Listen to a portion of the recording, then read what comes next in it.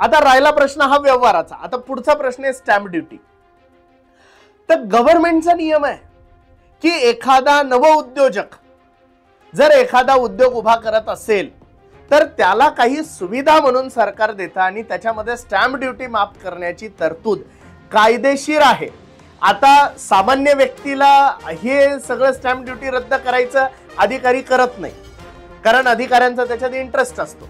मग दुसऱ्या बाजूला पार्थ पवारांसाठी त्यांनी केलं, पण त्यांनी केलं हे कायदे म्हणजे बेकायदेशीर ठरू शकत नाही ना. नियम आहे, त्या नियमाचं त्यांनी तिथे काय केलेलं आहे, वापर केलेला आहे. म्हणजे जे अधिकाऱ्यांना निलंबित वगैरे केलेले काही होणार नाही, ते अधिकारी सुद्धा रिइन्स्टेट होणार. आणि त्यांनी तर एवढा मोठं बलिदान दिलेलं आहे पवार कुटुंबियांसाठी, त्याचं बक्षीस सुद्धा सत्तेत बसलेले पवार त्यांना नक्की देतील, आणि तेही कायदेशीररित्याच. म्हणजे उद्या हे प्रकरण जेव्हा कोर्टात जाईल, कोर्टात वकील काय मांडणार आहे, हा नियम आहे आणि या नियमात हे बसवलेलं आहे. आता बोला काय.